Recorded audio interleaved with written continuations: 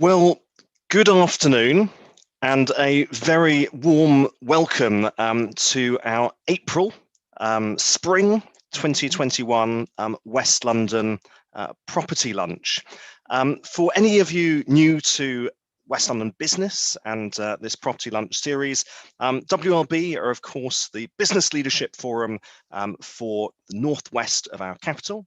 I'm Andrew Dakers, its chief executive, and we've worked, goodness now, for over 25 years to make sure that West London stays the very best place to do business. And our members in joining WLB commit to working together through WLB to drive forward the global economic competitiveness of the sub-region whilst pursuing social and environmental sustainability.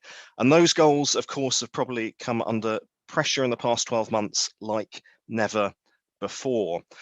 So against this extraordinary backdrop, shortly I'll be introducing to you our expert panel who are going to take stock of where we're at today in the residential and commercial property market and what the future outlook might hold for West London. But for those of you new to our property lunches too, a little reminder of the backdrop to our property lunch series. In usual times, we come together 3 times a year in some fantastic venues across the northwest of the capital, sometimes going a little bit into west central London, venues from Harrow School through to Horse Guards, through to National Liberal Club, amazing backdrops for always quite fascinating and frank conversations around the state of the industry today and opportunities moving forward. Our lunches, as the title would suggest, usually happen over a few courses of good food, and that we think always helps the conversation flow better. And in that spirit, this afternoon, we decided to support our West London hospitality sector and Coat at Home, who are also ably backed up by one of our leading West London business members, Reach Food Services, in trialling their food delivered to the doorsteps of our panelists. So I think thus far we've been enjoying the meal, but I'm going to be finding out more about what our panel are tucking into shortly. What we must also note, of course, though, is that this is, for many in our community, an incredibly difficult time. We now have some 175,000 of our residents furloughed. And I suppose to give that wider context, 1.3 million is our total working age population in northwest London. And for that reason, we, along with many of our members, are supporting local food banks and would encourage those of you tuned into to give your backing to local food banks at this time too. And we may hear a bit more about some of their activities shortly from the panel. If you see us ducking off screen, that's of course because we are still eating our lunch, but we will recenter ourselves once we've had another bite to eat. But without further ado, I'd like to welcome my panel, invite all 4 of you to switch on your cameras.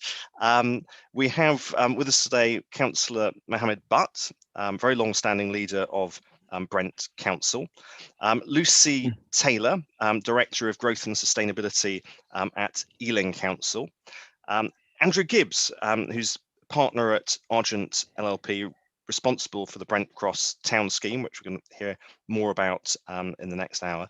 And finally, but by no means least, Shaylesh Patel, who's Director and Trustee at ASTOP Limited and the USAID charity, which we'll hear more about shortly.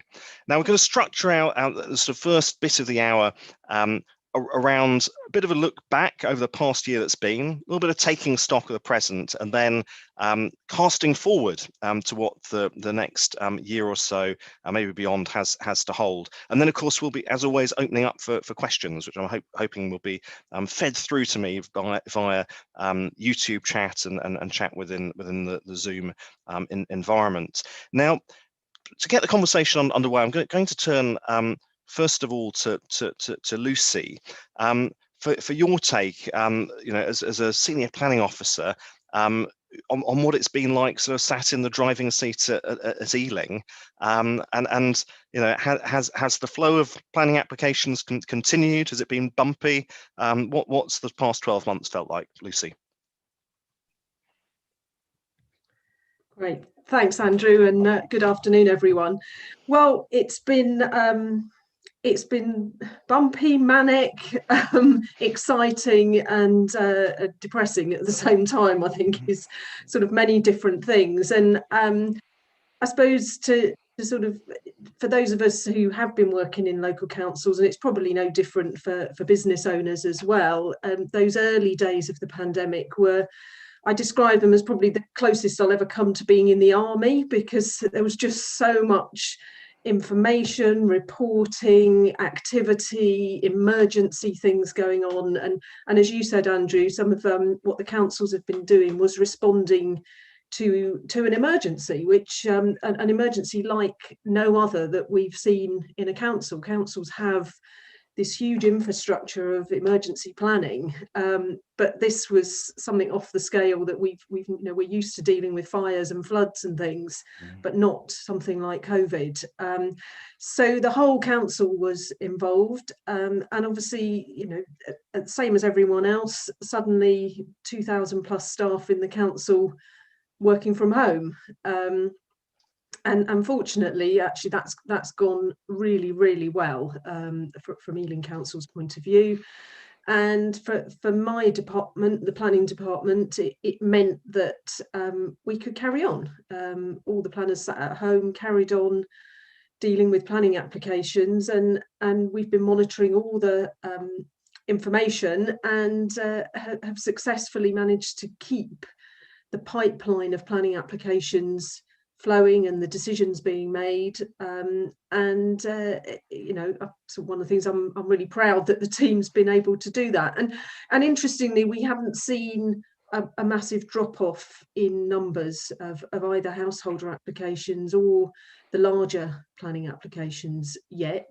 Those have still been coming through, and I guess that's a reflection of, particularly for Ealing, pre-COVID, that the year 1920 was probably one of our unprecedented and best years in terms of how the council had achieved both planning permissions, but also starts on site and housing completions. I mean, just as an example, in that year, the council counted the completion of over 1,700 homes, which is the most that's been achieved for quite some time in Ealing. And I think looking at the figures across West London, West London has definitely performed the best over the last few years in terms of housing completions in London.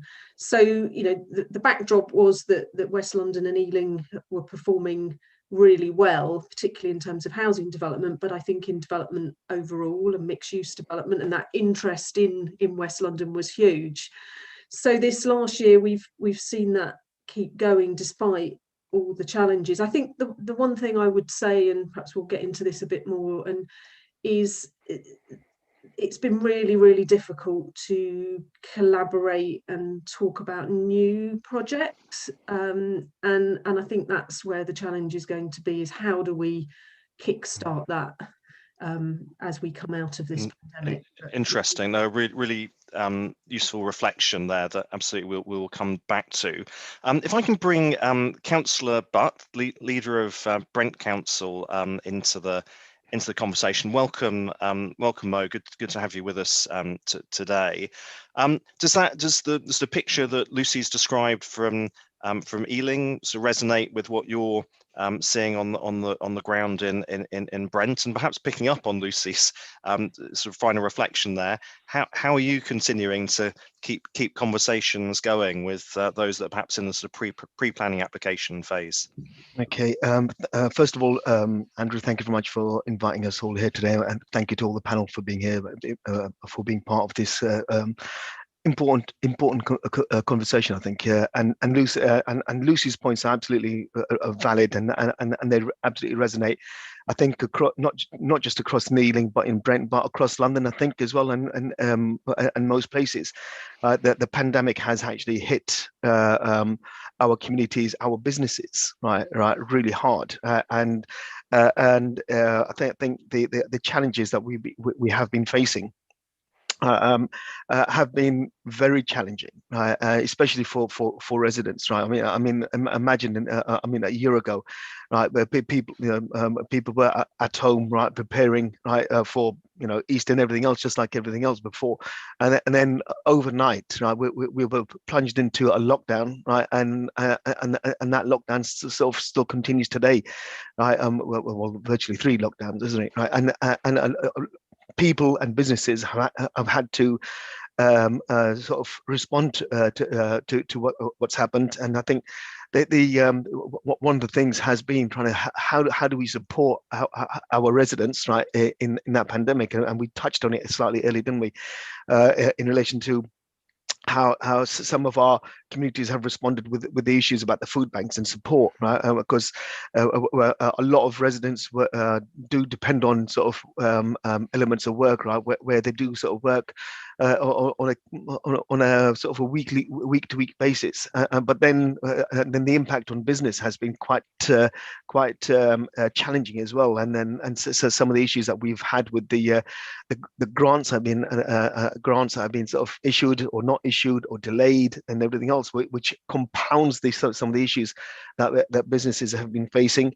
Trying to keep up the momentum as such, right, in making sure that developers, contractors, people have that interest in continuing going forward, meant, right, that some of our planning departments had to change overnight. To make sure, right, that they were keeping their planning portals open, and they had staff that were still able to look at the planning applications. We had to make sure, right, site visits and things like that were done remotely, or making sure the software that we had enable us to receive the paperwork and everything else, designs, diagrams, everything else, models that people wanted to send in. And I think there was quite a bit of a challenge in the beginning in relation to that. And I think a lot of councils across West London have responded very diligently, right, to make sure, right, that we're actually providing that support going forward. But I think we still, I think, going forward, we're still going to have some of the issues that we still face today. I was on Kingsbury High Road only about a week ago, and talking to some of the estate agents. There has been interest, right, because of the government or the stamp duty and everything else, and people have continued to look at buying and purchasing and rent, but the renting market has actually stalled a little bit, hasn't it? So there's a whole host of issues. How do we support some of those individuals to move on, because people have now sort of condensed the situation as well, because they're moving in where people used to go to work and just come back in the evening. Now they're spending all that time together, right, and it's causing a whole host of other issues in relation to social issues amongst themselves.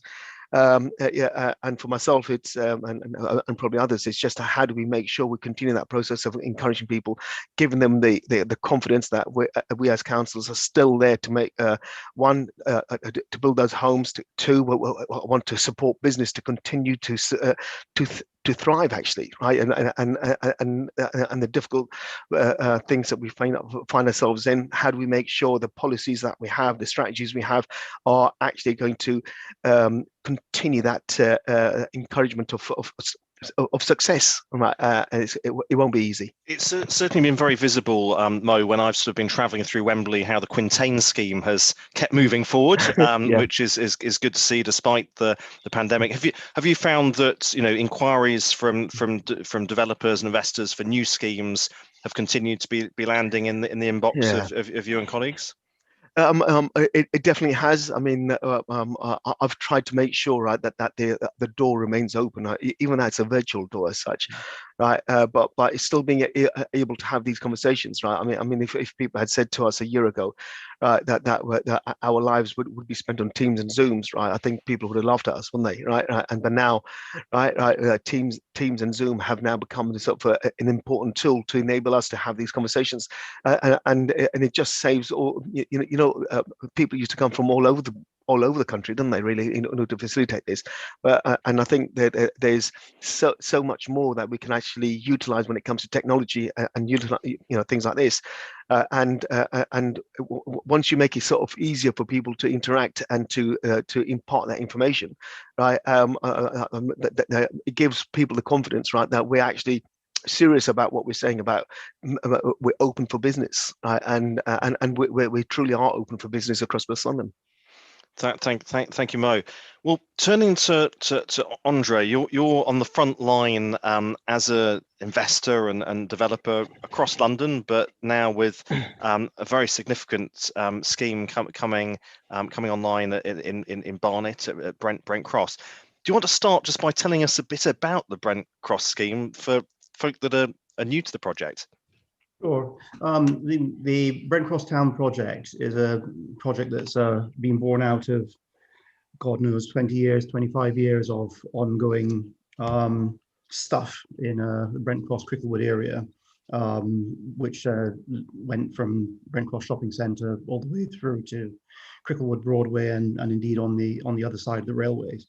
The Brent Cross Town project is coming forward. The elements of that overall master plan that are coming forward are a new Thameslink station, which is being delivered by Barnet Council with Network Rail, and no small amount of money coming in from various sources.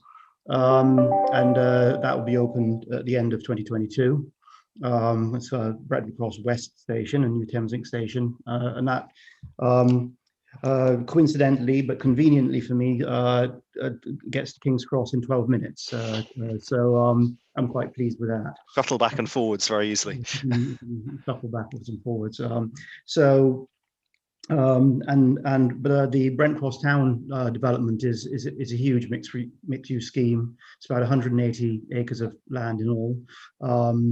The planning permissions for 6,700 new homes and about 3 million square foot net of office space, and all that goes on at the ground floor, including retail, F&B, leisure, 3 new schools, and quite uniquely, and for most developers in London, there are 1 or 2 others who have this benefit. We've got a 50-acre park in the form of house playing fields, which we can also incorporate into the whole regeneration of the area.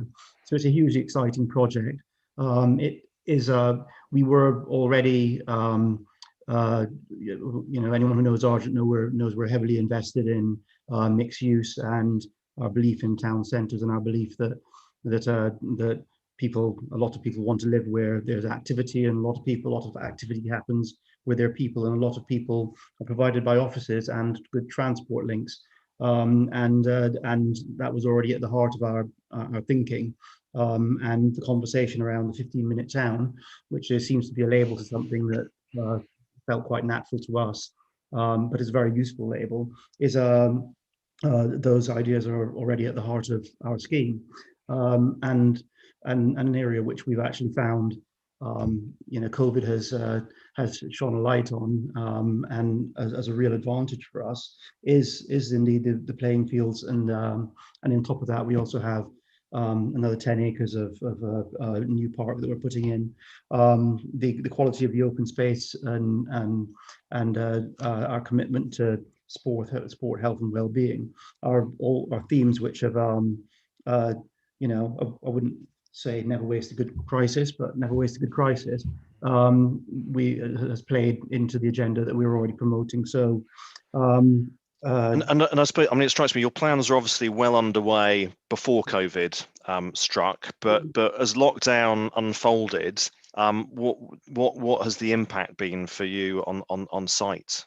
So the main impact of COVID and you know, as a developer, I have to have a relatively comfortable relationship with risk and uncertainty, but you know, and we were already, you know, living with what's the future of retail look like, i.e. Amazon was already killing it, so we kind of seen what was that going to look like in the future and how could we be part of shaping that. We were living with what does Brexit going to look like.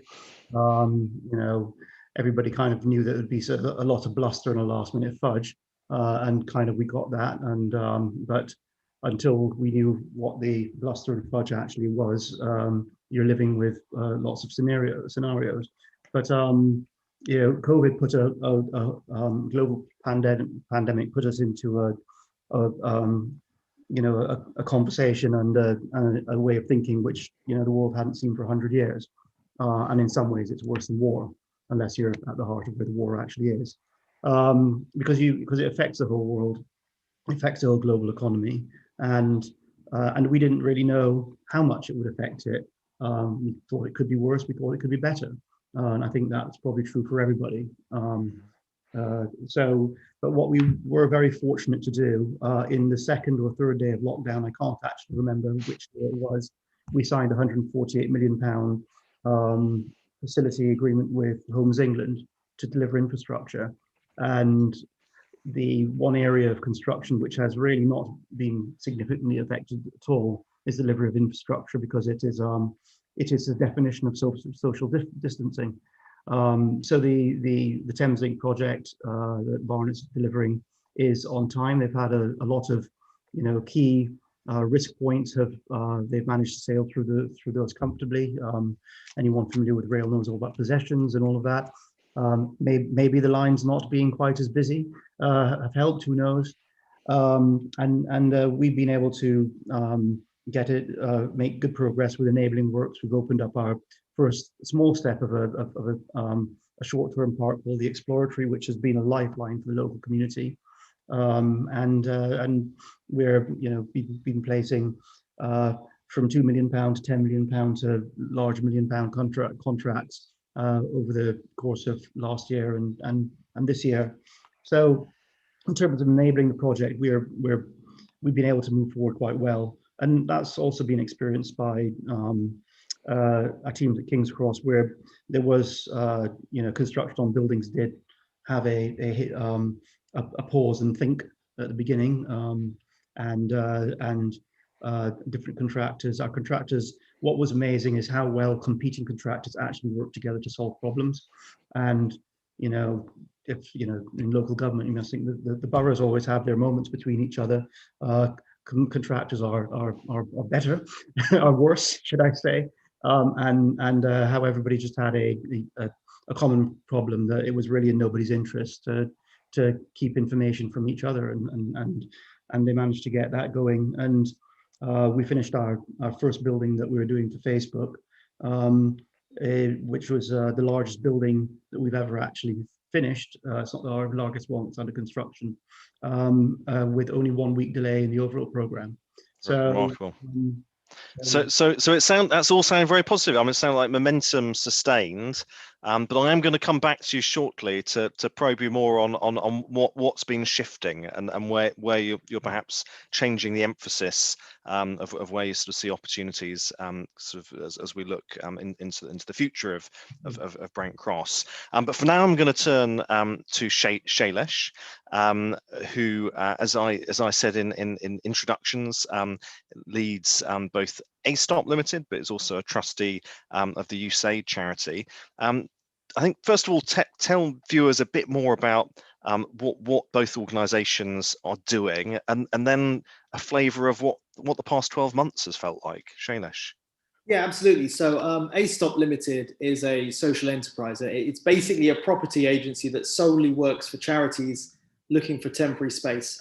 And we do that on a rent-free basis. So we can only really work with nimble charities, ones that are able to move in and move out relatively quickly. And the reason we do that is we promise to landlords that we'll leave with 28 days notice at any time they wish. So as soon as they find a commercial tenant or get their planning permission for revamping the site, we leave. So we don't want to get in the way of genuine long-term job creation or development opportunities. And that works really, really well. So there's a lot of charities who are very nimble. Everyone from the trustees of charities right down to volunteers are really grateful for the space, and they can do amazing things with free stuff, like no other sector that I've ever come across. And so ASTOP, we basically go out there and talk to commercial property landlords. So the land securities in the Westfall Shopping Centre, right through to, you know, private landlords in Ealing, going out right across the UK. And we convince them to give us these spaces. And there is a financial benefit for them as well. So they've ethically, probably the only ethical way to reduce their business rates burden and the risk of squatters and dilapidations, all those benefits they get whilst we're in there, keeping the lights on and keeping the building in good use. They basically save money by doing that, and they've helped a charity along the way. If we take Ealing, for example, we've got a closed down pub, which probably by the time from when we've gone in to when the time we leave, it's going to be a year and a half of sorting out planning and all that sort of stuff. We've been able to help a charity that gets unwanted office furniture from people like Lloyds Bank, who basically say, I don't want this anymore. And rather than having to landfill it and pay lots of money for that and see it go into a hole, they give it to this charity, pay them for the logistics for that. And then the charity literally gives it away or sells it to cover their costs. So that sort of thing is happening in every charity sector you can imagine, whether it's food banks, whether it's furniture, whether it's the sale of typical bric-a-brac that you've come across, whether it's standing in front of someone who can advise you if you're suffering from domestic abuse, human trafficking, all those issues that were touched upon earlier by Councillor Butt that are happening. But these wonderful human beings just need a bit of space to be able to support society. And we're giving them that space absolutely free of charge. So that's how the ASTOP model works. And Temporary USAID, that's the full name of the charity, is basically a charity that umbrellas lots of small charities when we're offered something very, very big. So for example, we had a 60,000 square foot Debenhams in Wandsworth. And it's like, there's no one charity that could fill that and be nimble at the same time. So we actually put together a small army of charities, and we've given them that space, and they just did amazing work for the little time they had it. It's now going to be a leisure centre with a bowling alley and go-karting under gravity. So you're sort of, I suppose, de-risking it there for those smaller occupiers, and presumably taking on the headline license or lease, whatever instrument you use. Yeah, absolutely. And you know, the numbers can be big, and this is probably one of the reasons why there's always a bit of a gripe about business rates. But the Debenhams unit is £1,000 a day in business rates, and that landlord's getting no rent, and that hurts someone as big as Land Securities.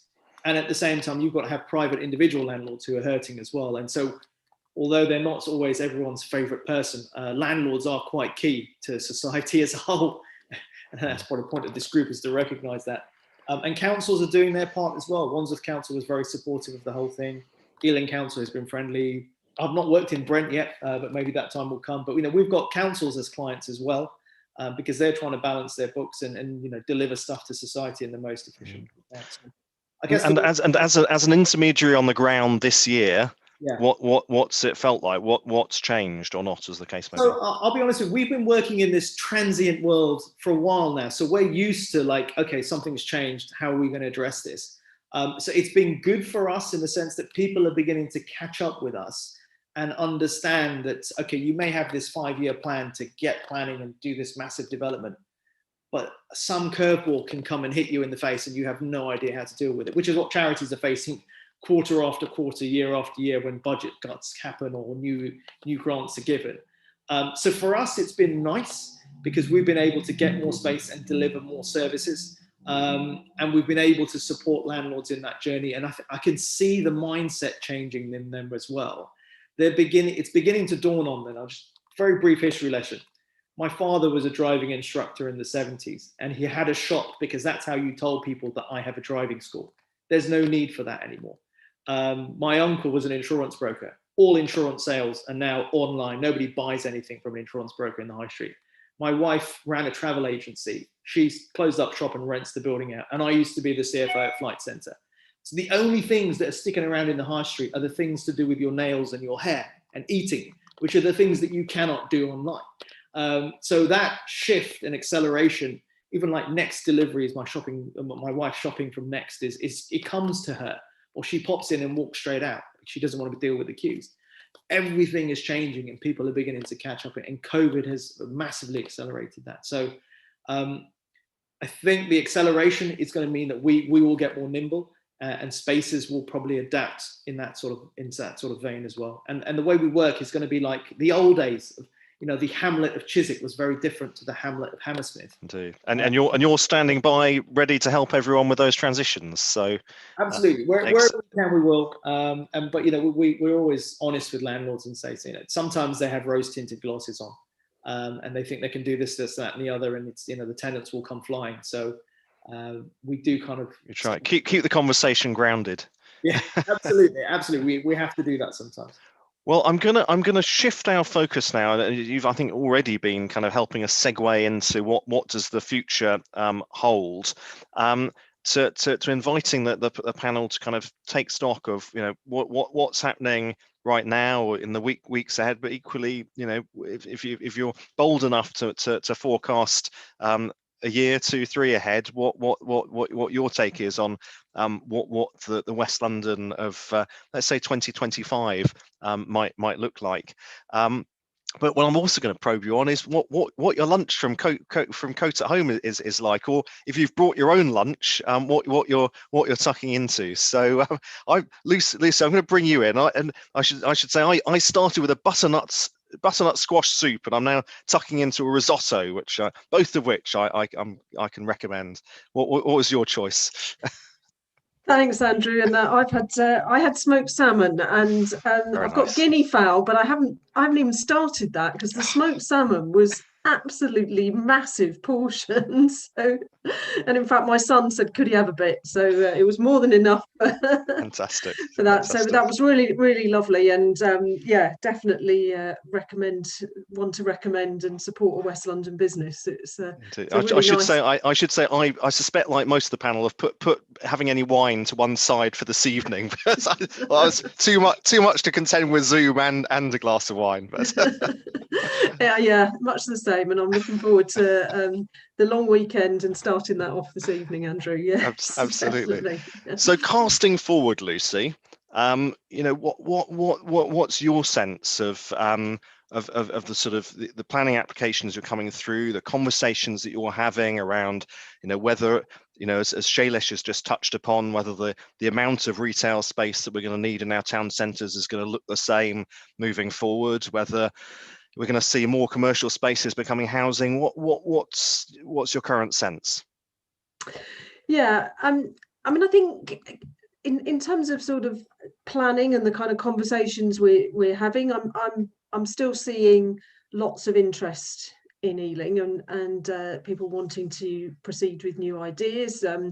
We've had a bit of a flurry on planning committees in Ealing recently partly for various reasons, but we've had some great applications coming through. We've had new offices being consented in Ealing Town Centre last month, and quite a lot of housing as well in the last few months. So I'm not seeing any of that kind of dying down, and the conversations people are wanting to have are definitely still about moving things forward. I think there's been lots of commentary, and it's hard to kind of crystal ball gaze, but there's lots of commentary about what are the things that are going to stick post-pandemic, and I was listening to a commentator, and what struck me, 2 things that I think will stick, certainly for the vast majority of us that have been able to work at home, is an element of working at home. However, my own view, perhaps my own personal preference, but I think talking to an awful lot of people, we will see a hybrid model of some working in the office, some working at home, and therefore the workplace looking quite different in terms of what the function of that workplace is. The workplace needing to be to go and meet people, not to do the IT tasks that we can all do from home. So that to me starts to say that, and then the other sort of thing that I think is likely to stick is our lives have been very contained locally, and we've perhaps kind of discovered more things locally, both in terms of things to do, places to buy things, and to some extent I think that hopefully will stick. People have built up a bit of loyalty within their community, and that will stick, and that therefore feels like a real opportunity for town centres, particularly in places like Ealing and Brent and West London, where there will still be requirements for offices, there'll be requirements for retail, but also other things. And I think that the challenge for councils and Ealing Council is, how do we help our town centres diversify? You know, the government's put in place some permitted development through use class orders and things in planning terms, but how do we sort of actually make that happen? How do we break down some of the bureaucracy around enabling diversification of uses and enabling that quite quickly? Because I think this summer is going to be crucial for some businesses in terms of helping them to get reopened and encouraging new customers. So what are the things that the council can help put in place through either deregulation and encouraging use of streetscapes and our own assets as well, all of which we've seen a bit of during COVID, but I think needs to be really, really scaled up. One other thing that I've observed in Ealing, and actually that I've never had so many queries in the last year, has been around the film sector. And we know the culture and creative sector is pretty strong in West London, but I think, you know, I've had probably at least 10 or 12 really serious inquiries and conversations with people looking for premises for film studios, and I know a couple have actually opened during the time of COVID and getting their properties ready and have opened. And I think there's, with all the demand for digital content, going to be a massive demand for film space and more premises along those lines, and that's definitely a sector that we're looking to encourage in Ealing, both through the planning process, through our own property, through working with key training providers and West London University as well. So that's definitely a sector that I think we're looking to support. Some real evidence for hope there. Although I suppose, of course, with that, arguably additional pressure on industrial land, which is where we've seen so much of the retail economy move to as well. Yeah, although I was, we've actually just been facilitating in the last month or so a film company coming into the borough, into an industrial unit, and actually on reflection, I sort of think, well, isn't filmmaking manufacturing? You know, if that's not manufacturing, what is? And therefore, in terms of use of our industrial land, I think that's a fantastic use, really, and actually the density of jobs and the number of local businesses that are supported through that kind of use are probably far in excess of many other types of industrial uses and distribution as well. And I suppose in locations like Park Royal, which of course incorporates some of your borough, you know, a planning framework that will potentially allow much more intensification and multi-storey industrial moving forward. Yeah, absolutely. And you know, that whole particularly cultural and creative sector that's growing up in Park Royal is phenomenal. I did do a site visit when in between one of the lockdowns into Park Royal, and the different types of businesses that are operating there is staggering. I would encourage anyone to go and have a look at the entrepreneurial activity and the creative activity that's happening there, and the types of things that are being made. There was someone making beautiful art and sculpture out of recycled coffee cups, and they've got a whole process of recycling these coffee cups and creating amazing things from them. So it's an amazing place to explore, and also a great space actually for restaurants tucked away in sort of side alleys of Park Royal. You can find some very good food. So I'm going to bring on André back in on that note to ask you, what have you been tucking into for lunch today, André? Oh, and you need to come off mute. You're on mute at the moment. Only 1 year in and I'm still doing it. Yes, I've tucked in some guinea fowl, had a smoked salmon starter, but rather than try to eat it myself, I gave most of that to my wife. I don't know when I'm going to have dessert, but I certainly know when I'm going to be starting my bottle of wine. Very good. Yeah. So from where you sit, what's your sense of what's changing, and what opportunities are going to be sort of thrown up in I mean, what some have talked about, more of a polycentric London, and I suppose, Brent Cross, is clearly potentially one of those new nodes. Yeah. What's the outlook feeling like? Well, I mean, I'm sure lots of commentators have said exactly the same thing, but I genuinely think it's true. What we've experienced over the past year is an acceleration of a lot of trends, and not necessarily some new things have come about, but predominantly what we're seeing is accelerations. Certainly seeing, my wife worked for Orange when it was a startup before the ads came out, and it was all about walking around, talking to people on your phone and ordering stuff online and having things delivered and having more time into your life and not having to commute everywhere. And Hans Snook was probably, everybody used to take the piss out of him being a futurologist, but actually he probably nailed it. It just took a good pandemic for everybody to get it. So that's something which really the pandemic's given a nudge, and it's really opened up, a very exciting new ways of working, and it's been a bit of a lifesaver for us as a company as well, because we were about to burst the seams on our existing accommodation, and now actually we are moving directly, jumping straight into a hybrid model when we return.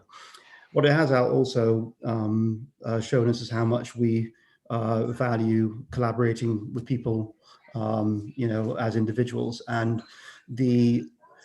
everybody's been getting a lot of work done, but the quality of the work that people have been doing in that period from sort of September, October, probably when we were all becoming super spreaders, was extraordinarily good. We could see a real, just getting some of my colleagues who hadn't been within the room and just kicking ideas really quickly around, not having the constant put your hand up, who said that, but also be able to draw on the same piece of paper. And while there are some digital possibilities for that hasn't it's really just not the same. And also, the environment for a conversation you want to have with a glass of wine or a cup of coffee, they are just different. It's not quite the same sitting at your desk. I mean, we all did our Zoom parties at the beginning and played our quizzes and got fed up with that, and that only took a couple of months. So I think the prospect for the workplace sector or office sector is still strong. I think companies still need a place to create identity and to reinforce culture. And the people who've actually really struggled the most are the more junior staff. And actually they're some of the most valuable people in the company, because they are fresh, they have fresh ideas, but they really benefit a lot from kind of being able to be interfered with and be interrupted but also ask dumb questions.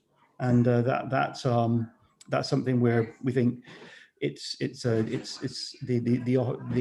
companies who want to grow and innovate and move forward, and in creative industries as well as development industries, will really benefit.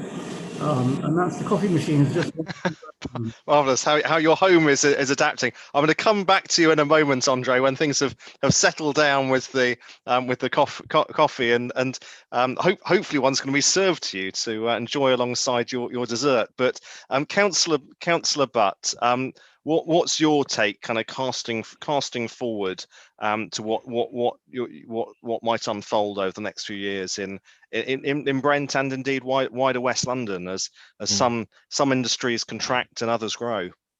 I think for me, I mean, some of the conversations we've been having within the council are about sort of, focus around sort of the 3 R's or the 4 R's, right?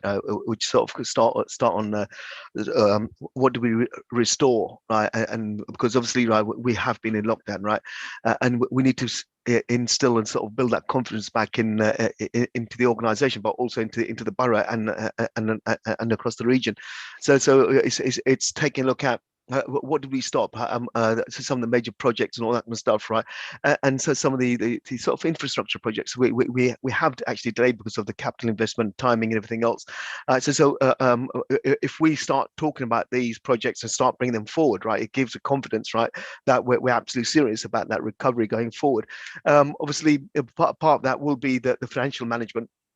That we do need to sort of take a look at. I mean, one of the impacts on Brent has been the £44 million worth of costs and risks that we're now covering as well, right? So how do we sort of manage that with our ambitions around the restarting major projects, and then also something we must sort of keep that focus, right, on one business, right, because business is one of the things, right, that we cannot survive without, right, because business is changing, right, but how the businesses that we have left on our high streets, right, how do we make sure that they're still creating the opportunities for people to have employment, right, so that they can actually work and support and actually just support the economy going around as well, and then just on how do we sort of reinvent some of the things we're doing. I mean, we touched upon technology, home working, everything else. How do we make sure, right, that kind of invention and technology we're talking about, right, is actually benefiting, right, so the high streets and our residents and businesses. Lucy was talking about the diversification. Right, so some of our businesses, right, will have to adapt. They will have to change their business models and everything else. How do they sort of compete with the likes of say Amazon Fresh coming into Brent and Ealing, right? And what's going to what will be the impact on our local high streets coming forward, right? And what do we retain from what we've learned so far that actually sort of helps to improve things. And one of the things that I do want to sort of retain, right, is actually the leaner processes, because at the moment, right, what we can do, right, we can actually go into Zoom and call people in, call people into Teams meetings and everything else. We can collaborate so much more easier, much more quickly, right, and taking advantage of all these kind of things going forward. But there's also things, right, that we may have to cut and reduce as such as well, because if we've gone over a year without some of the things that we've been talking about in our lives, right, do we actually need a lot of these things we're talking about, right? And using this then, right, to create that plan, that vision, right, so that works with the likes of yourselves, Andrew, right, about making sure, right, that the infrastructure is there for business to thrive. And you were talking about Heathrow this morning. I honestly, I went to Heathrow this morning to pick up my mum. Right, she came back from Pakistan, right, at 5 o'clock in the morning, right. But I mean, I was quite surprised. I went there, and just seeing, right, the whole list of flights coming in Terminal 5, right. There was only about 25 flights for across the whole day, right. So that worries me. If we're not having the people coming into our into London, right, and how are we going to make sure we continue to attract that investment, that technology, the innovation, and everything else, right, the skills and the people that we actually need, right, to actually have that thriving West London business we're talking about, right. So unless we're absolutely serious and put that focus, right, on business and the different types of business, this infrastructure they need, and actually the bit we touched on when it came to grants and stuff, right? But when it comes to the end of September, right, all those people who've been furloughed, right, it absolutely petrifies me, right, that what's going to happen in Brent. I've got over 50,000 people, but I've also seen a corresponding increase in the number of people, right, who are now claiming universal credit, right. So that's going to so one is going to compound the other, right. So unless we have robust plans to help support those individuals and support those businesses as well, that bright future may not be as bright as we think, right? So for me, it's the plans, the visions, and the processes we actually need to support and to build and to give that sort of striving for success. Well, on that very grounding reflection, Mo, necessarily so. I'm going to bring André back in. I'm hoping his coffee machine has settled down a bit.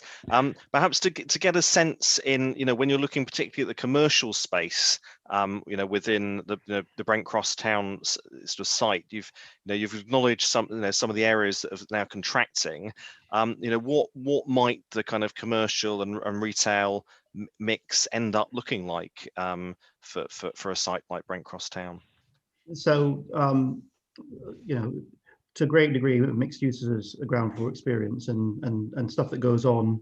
The businesses, the small businesses, and the independently minded multiples are what bring character to a town, and that will be true in Ealing, and it will be true in Brent, it will be true in Camden, and all over London. The villages and the collections and nodes we have, they're often defined by what actually goes on the ground floor. I think the real challenge for us, and the what is a it's a pretty straightforward strategy that we try and pull off, is that those things survive if they have people. And when you're doing a regeneration scheme, the amount of people who will live there in the long term would support quite a thriving economy.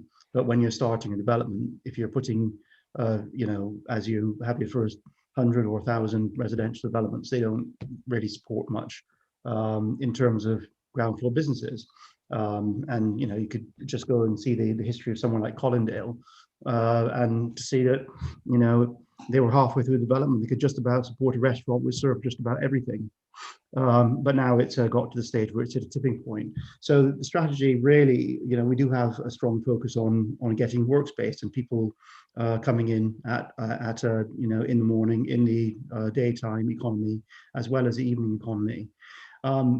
And even with a greater number of people working from home, and I've been, I'm lucky I live near Highgate Village, and that's, it's a really nice London village to live nearby, and I can walk, and I do contribute to that economy locally. To build up the critical mass to create the businesses that actually bring life, the local heroes who bring life to a town, and to get those in at scale, and to support a new pharmacy or a new health centre, or those things. The fastest way to achieving that is actually getting people working there as well. And so in terms of what our main commercial workspace offer is, I think people have always said, so what sector are you going for? Who's it for? And I think humans is usually the answer. We didn't set out for King's Cross to become the tech hub of London, but Google and Facebook are there. We didn't set out for it to be the education hub, but we've got the University of the Arts, and we didn't set out for it to be a media hub, but we've got Universal and Sony there. And what we actually are looking at is what are large employers looking for, and what are medium-sized employers looking for. And they're looking for quality of life, they're looking for quality of space, they're looking for adaptability, and certainly at the smaller end of the spectrum, they're certainly looking for flexibility, and they're definitely looking for sustainability, and particularly on embodied carbon.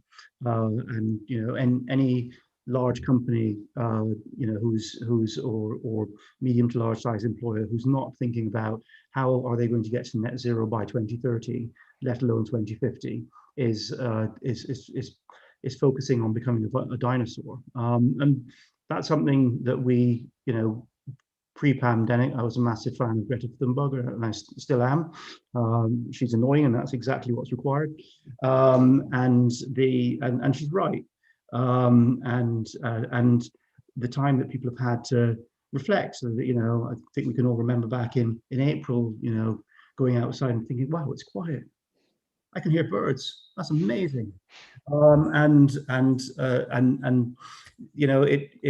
It's people are, those young employees, those young people who are the lifeblood of creativity and evolution. They're not going to put up with it. They're not going to put up with working in places and for companies who don't take this seriously. They're not going to put up with, working in places where they can't, you know, develop a social life. They're not going to put up without not having flexibility in how they work, and you know, they're not going to put up with being judged on who they are and when they turn up, as opposed to what the output, you know, the quality of their output is, and that those thoughts, those ideas, you know, quality of life being the future of workspace and sustainability has been at the heart of what we've been trying to achieve in our first designs.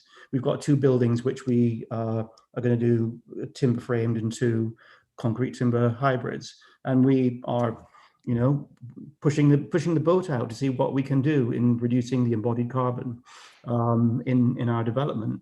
And you know, we're taking the same attitude to residential, although Grenfell did put a little spanner in the works when it, you know, it's an enormous tragedy, but it's also made everybody think that putting people in a timber building is like putting them to live in the Wicker Man, whereas that's not necessarily the case. And we will mature through that and hopefully never have a tragedy like that again. But you know, the climate requires us to do things differently. Well, that's, I think, certainly for our team at West London Business, is certainly front and fore of our minds, and I'm glad to say the vast majority of our membership are now starting to beaver away on that race to zero. And I know from past conversations with both Councillor Butt and Lucy that both of their authorities, I think the wider West London community, are trying to put in place a framework to enable that accelerated transition, which is so fraught with complexity. We've had one question that actually, I think, sort of to some extent picks up on that sort of train of thought, which is directed, I think, at Lucy, around your sort of plans for sustainability moving forward in Ealing as a borough, to what extent that extends to Park Royal, and also may be a niche interest, but I think perhaps increasingly not, the question around water and water sustainability. You know, does that feature in your planning consents, for example, with rainwater harvesting is mentioned? Lucy. Okay, well, I think like every other borough, we've declared our climate change emergency probably well over a year ago, and have spent quite a lot of time this year trying to work through what that strategy is, and what the role of the council is in that. And we've done quite a lot of focus on the council's own property and policies, which is it's not easy at all, but it's probably the easier bit in terms of what do we control. But there's obviously a much wider piece on that, which is about working with all organisations, and it's really great to hear André talking about, you know, what Argent are thinking about, and as a typical developer, or a forward-thinking developer, shall I say, you know, I hope that other developers are embracing that as well, because without that, we just can't make things happen. We're also, through the planning process, looking to achieve much more and changing our planning policies through rewriting our local plan. We want to go beyond the London plan targets on various things as much as we can, but we obviously have to balance that with viability, so we're conscious of the challenge around that. And specifically rainwater harvesting and grey water reuse. Do you want to see that in the planning applications? Yeah, I'm not dodging the question, but I won't claim to be an expert. But we definitely do. I know in some of our planning applications that is something that's coming forward and is talked about as an opportunity. And I think it's exactly the sort of thing where we need to be pushing much harder, because the planning process is one of the big levers that the council's got. So I'm certainly someone who wants to see much more of what we can achieve for wider benefits through that planning process. And sustainability is one of the big things, but I think, you know, I see the conversations I'm going to be having with developers over the coming months about, in terms of the broader challenges that have come out of the pandemic, the health inequalities that we've seen. So how can we deliver health benefits through some of our developments as well, in terms of improving place, improving access to open space, improving housing design and standards, to really kind of start to up people's health outcomes. So really, from what you're describing, as holistic approach as possible as what you're now seeking. Shaylesh, if I can bring you back in, first of all, tell us what you've been tucking into for lunch. I'll be honest with you, my plans got a bit messed up for lunch today. So I was supposed to be doing this from my new temporary office at Venture X in Chiswick High Road, which is part of Chiswick Business Park. But my charger wire failed on me.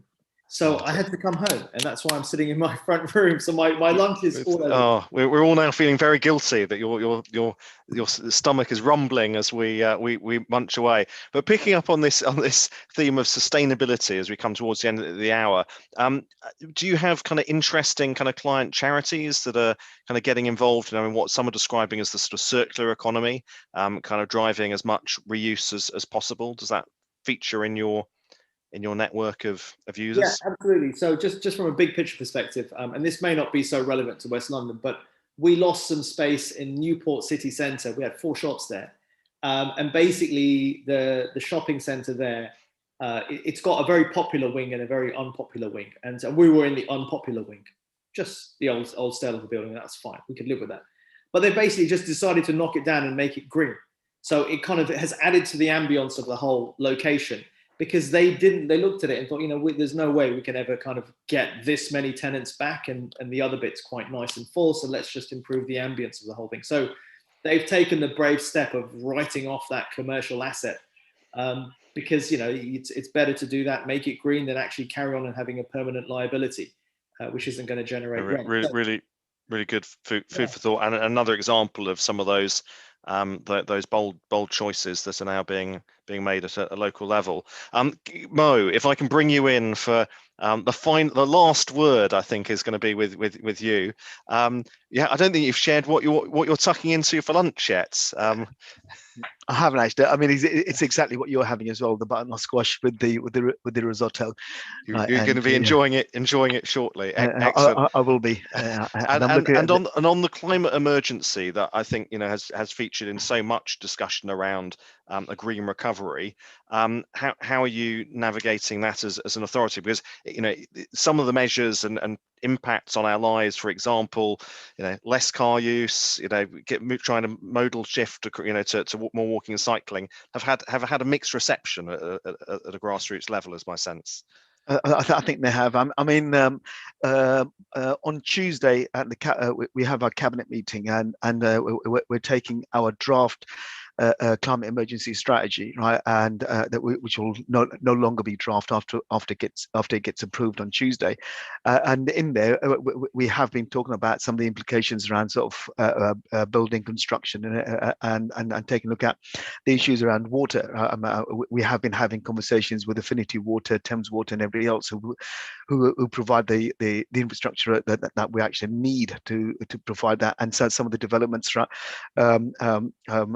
have had issues with water supply, but we're working with them. We have done that. Just on the water collection and rainwater, the civic centre, and the Wembley Arena are actually we're right next to each other. We do collect the rainwater, and then it's used to power the toilets and flush the toilets, all that kind of stuff as well. So there's a lot of things that we're already doing with that. We're looking at air pumps and things like that, the district heating plants. So all these things are being considered part and parcel of it, right? But it sort of links into the strategies around sort of taking a look at what is it that we consume, what are the resources that are part of that, and how do we manage the waste transport. Yeah, you're right. That there has been a mixed review about sort of the low traffic neighborhoods, the school streets, right? But when you talk to the people who are actually benefiting from some of those, right, the responses are quite positive, right? I've got a school which is right next to me, and if you go there sometime, before we had the school streets, right? Honestly, it used to be chaos with the number of vehicles that used to be there. Honestly, right? People are parking across people's driveways, blocking them in. People can't get to work or not, or come in and out. Right, and since we've introduced some of those school streets, right, honestly, I can hear the children walking past my house, right, with their mums and their dads. Honestly, right, it's changed people's outlooks, right.